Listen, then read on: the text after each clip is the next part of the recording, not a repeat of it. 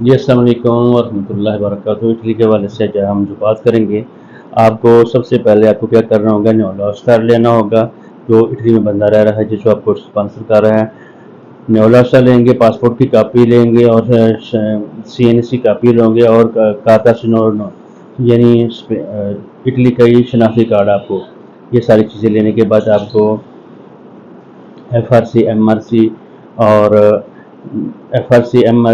نکاح نامہ اور برتھ سرٹیفکیٹ اور اس کی ٹرانسلیشن انگلش زبان میں یہ آپ کو چاہیے ہوگی، اور اس کے ساتھ ساتھ ہی ڈاکومنٹیشن کی چیکنگ کرنی ہوگی، چیکنگ اور پھر اس کے ساتھ ہی فائل میکنگ ہوگی۔